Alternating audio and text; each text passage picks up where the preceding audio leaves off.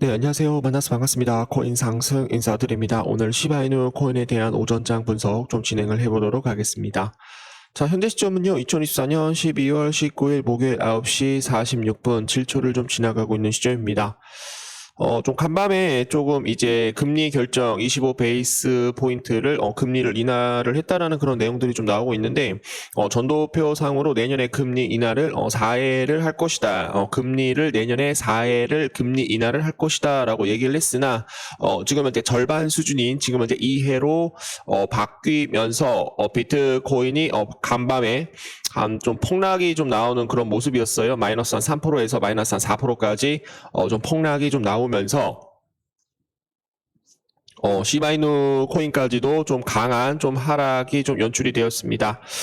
지금 이제 시바이누 코인이 어제 새벽부터 이제 지수 발표로 인해서 금리 결정으로 인해서 마이너스 한 8% 정도 이렇게 좀 조정이 좀 나오다 보니까 우리 구독자 선생님들께서 진짜 이거 어떻게 해야 되나, 시바이누 코인 그냥 팔고 떠나야 됩니까?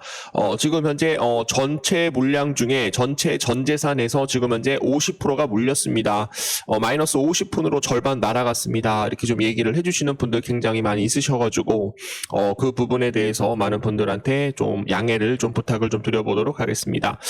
그러나 저는 뭐 그렇게 뭐 생각을 하지 않고 있어요. 어느 정도 이제 쌍바닥 위치에서 조정 구간에 들어왔지만 요 구간을 좀 다시 한번 좀 지켜주게 된다라고 한다면 요 구간 다시 한번 반등을 줬던 요 구간을 좀 지켜주게 된다라고 한다면 다시 한번 전 상승이 나올 수 있다라고 저는 보고 있고요. 지금 현재 음봉으로 마이너스 한 8%까지 좀 하락이 좀 나왔지만 거래량이 터지지 않았기 때문에 지금 현재 뭐를 하고 있다? 개인 투자자들에 대한 단술 물량을 지금 현재 어떻게 하고 있다? 손절시키고 있다라고 저는 생각을 합니다. 고래들과 상어들과 기관 투자자들이 개인 투자자들한테 수익을 줄 가능성이 있어요, 없어요? 절대로 없다라는 겁니다. 0.001%도 개인 투자자들을 부자를 만들 생각을 하고 고래들과 상어들과 기관 투자자들이 들어왔냐?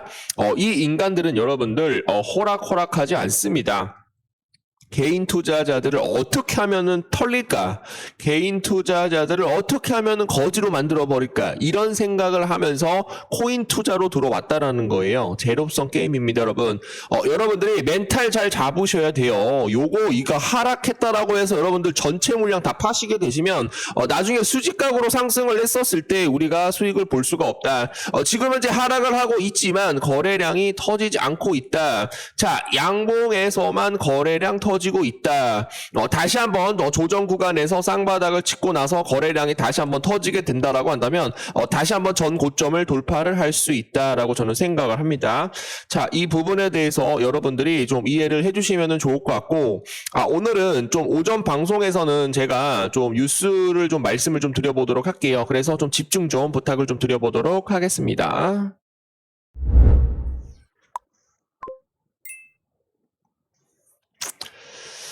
자, 좀 정리를 좀 몇 가지 해왔는데 좀 보도록 하겠습니다. 자, 뉴욕 증시 파월이 끼얹은 찬물, 다우 열흘째 지금 현재 하락이 나오고 있다. 동반 급락에 대한 마감으로 지금 현재 시사가 되고 있습니다. 뉴욕 증시는 내년 금리 인하폭 축소를 시사한 미국 연방준비제도 페드에서 올해 마지막 통화 정책에 대한 회의 결과와 그리고 제롬 파월 의장에 대한 매파적 발언. 매파적 발언. 이 새끼는 뭐 맨날 매파적인 얘기만 하고 지랄이요. 매파적 발언이 투자 심리에 참묘를 끼얹어 일제히 급락 마감을 하였습니다. 우량주 그룹 다우지수는 장 초반 9거래 연속 하락세를 끊고 반등에 성공하는 듯 보였으나 통화 정책에 대한 회의 결과가 나온 후 변동성이 커지면서 다시 한번 연속적으로 하락을 하는 그런 모습입니다. 그래서 뉴욕 3대 지수가 전체적으로 동방 상승에 대해서 무산이 되었고 폭락이 급락이 나왔다라는 그런 내용들 나왔어요. 그래서 뉴욕 3대 지수가 이제 급락이 나오다 보니까 비트코인도 이 하락에 대한 이런 폭을 피할 수가 없었다라는 거 좀 알려드리도록 하겠습니다. 자, 지금 현재 연준 인사들에 대한 향후 금리 전망을 담은 전도표는 내년 금리 인하폭에 대해서 52 베이스 포인트를 그칠 것으로 전망을 하였다. 25 베이스 포인트를 내릴 경우 2회 인하가 있을 것이다라는 그런 의미로 9월 전도표에서 예상했던 4회 인하에 대한 절반 수준으로 축소가 됐다라는 거예요. 그러다 보니까 지금 현재 큰 하락이 좀 나오는 그런 모습이었습니다. 이에 대해서 파월 의장은 인플레이션에 대한 전망이 다시 높아짐에 따라 금리 전망 중간값도 다소 높아졌다면서 인플레이션이 더 강해지면 금리 인하 속도를 더 늦출 것이다라고 밝혔죠. 굉장히 좀 센 이런 매파적인 발언이 좀 나오면서 주가가 좀 하락이 좀 나왔던 모습입니다. 그러다 보니까 우리 구독자 선생님들께서 간밤에 좀 하락이 좀 나왔었을 때 좀 많은 분들이 좀 심리를 끼쳐드렸다. 코인 상승님 말 믿고 따라가겠다라고 하시는 분들도 분명히 있으실 테지만 저를 믿지 못하고 시바이누 코인 전체적으로 그냥 매도하겠다라고 하시는 분들도 굉장히 많이 있으시고 욕이라는 욕은 다 먹고 있지만 우리 구독자 선생님들께서 욕을 더 많이 해주시면 해주실수록 최선을 다해서 열심히 영상을 좀 찍어보도록 하겠습니다. 저는 물러나지 않습니다, 여러분. 물러나지 않습니다. 절대로 물러나지 않습니다, 여러분. 그냥 돌격하는 겁니다, 여러분. 돌격입니다, 여러분. 돌격으로 끝까지 헤쳐나가 보도록 하겠습니다. 자, 거기에 따라서 이제 파월 미국 연준 의장 금리 인하에 대한 새 국면 속도 조절에 대한 시점에 도달을 하였다. 제롬 파월 미국 연방준비제도 의장은 연준이 기준금리 인하 과정에서 새로운 국면에 접어들었다라고 얘기를 하였어요. 연준이 기준금리 4.25 그래서 4.50 종전 대비 0.25포인트 인하한 결정에 대해서는 박빙의 결정이었다. 그러나 옳은 결정이었다라고 얘기를 하였습니다. 파월 의장은 연방공개시장위원회 FOMC에 대한 개최 뒤 기자회견에서 금리 인하는 고용 극대화 그리고 물가 안정이라는 연준에 대한 두 목표 달성을 촉진하기 위해서 최선에 대한 결정을 하였다라고 얘기가 나오고 있어요. 그러다 보니까 앞서 100 베이스 포인트 인하로 장기 목표 금리인 중립 금리까지 남은 인하폭이 줄어들었고 시점과 관련해서 금리 조정 속도를 늦추는 게 적절한 지점에 도달했다라는 입장을 재강조를 하였습니다, 여러분. 그러다 보니까 좀 조정이 나오는 그런 모습이에요. 둔화 속도가 이전 예상보다 느릴 것으로 예상을 했다. 내년 금리 인하 속도를 늦출 것에 대해서 올해 예상보다 높아진 물가 지표와 인플레이션에 대한 높아진 결과로서 기대를 반영한다라고 설명을 하였습니다. 최근에 이제 CPI 지수는 예상치에 좀 부합을 하였지만 PPI 지수 생산자 물가 지수가 예상치를 상회를 하면서 이런 입장을 좀 내놓고 있는 그런 모습입니다. 아우 답답해 죽겠네요, 여러분들. 자, 구독과 좋아요 엄지 한 번씩만 좀 부탁드리겠습니다. 영상을 찍고 있는 저조차도 굉장히 좀 많이 힘들고 정말로 피가 들끓으면서 멘탈이 하루에 몇천 번씩 나가면서 그러나 시바이누 코인을 보유하고 계시는 분들 모두 다 수익을 낼 수 있도록 도움을 좀 드려보도록 하겠습니다. 자, 그러나 뭐 좋은 내용들 많이 좀 나오고 있어요. 미국 SEC 새 정부 들어서면 가상자산에 대한 규제 인식이 바뀔 것이다. 미국에 대한 이런 대표적인 가상자산 규제 기관 SEC가 도널드 트럼프 당선이 되는 행정부 아래서 가상자산 규제에 대해서 다른 입장을 취할 수 있을 것이라고 얘기가 나왔습니다. 지금 현재 폭스 비즈니스 기자 엘레노 테넷에 대한 트위터 X를 통해서 SEC 위원은 헤스퍼, 피어스, 마크 우에다가 가상자산 로비 그룹인 디지털 상공회의 회의에서 윌리엄 힌먼 전 SEC에 대한 이런 우선순위에 대한 연설을 보도를 하였죠. 그래서 지금 이제 이더리움은 증권이 아니라는 그런 연설도 전해졌습니다. 거기에 따라서 지금 이제 가상자산 업계에 대해서 시장 참여자와 규제 기관에 대한 긍정적인 관계가 계속적으로 도움이 될 수 있다라고 저는 생각을 하고 있습니다.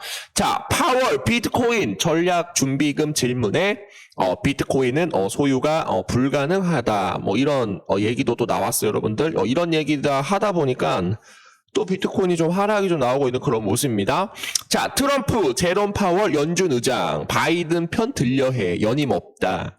트럼프 대통령 재임 당시 지난 2017년 파월을 연준 의장으로 지명을 하였으나 이후 그를 정치적으로 비난을 하면서 자신의 뜻에 따라 움직일 것을 압박을 하였죠. 제롬 파월 의장은 2021년 조 바이든 대통령에 의해서 또 재임명되었습니다. 연준 의장은 임기 중 해고될 수 없지만 4년마다 대통령에 대한 지명을 받아 의회에 대한 승인으로 임명이 된다.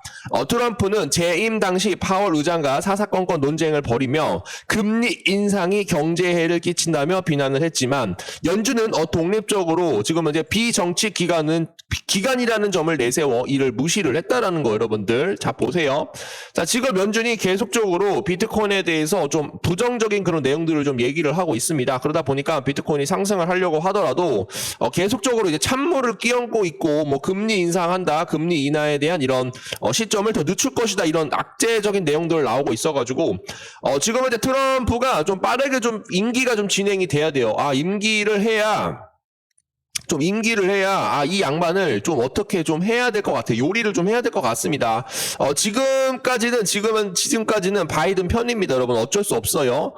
바이든 편이기 때문에 어쩔 수 없이 지금 현재 트럼프에 대한 임기가 시작을 하지 않았기 때문에 계속적으로 좀 나쁜 이런 발언들을 계속적으로 하고 있는 그런 모습이에요.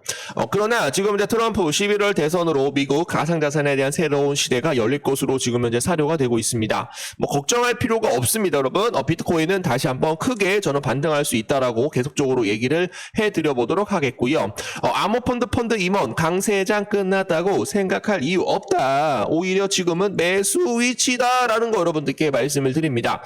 암호화폐 펀드 머클트리어 최고 투자 책임자는 암호화폐 투자자에 대한 강세장에서도 20%에 대한 조정이 나타날 수 있다라는 점은 편안하게 우리가 좀 받아들여야 된다. 뭐 20% 단기적으로 뭐 조정했다라고 해가지고 매도를 하게 된다라고 한다면 강세장이 끝났다고 생각할 이유도 없고 현재 오히려 매수하기 좋은 위치다라는 거 여러분들께 말씀을 좀 드려보도록 하겠습니다. 자, 그래서 오늘 좀 시바이누 코인에 대한 내용들 좀 많이 좀 가지고 왔는데, 시바이누 코인이 막 이런 식으로 하락을 하다 보니까 또 많은 분들이 또 심려를 좀 끼쳐드린 부분에 대해서 많은 분들한테 대해서 좀 죄송하다라는 말씀 드려보도록 하겠고요. 시바이누 코인에 대해서 단 한 주라도 보유를 하고 계시는 분들은 구독 한 번씩만 남겨주세요. 구독을 여러분들이 남겨주시게 되시면 또 제가 시바이누 코인 계속적으로 이어나갈 수 있도록 원동력이 됩니다. 뭐 주가가 평생 이렇게 올라가면 좋겠죠. 근데 더 크게 올라가기 위해서 상하좌우 운동을 하면서 올라간다.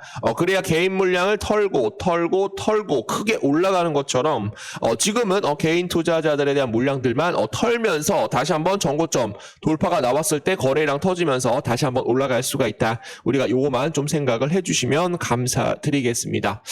좀 화이팅을 좀 해주시면 감사드릴게요.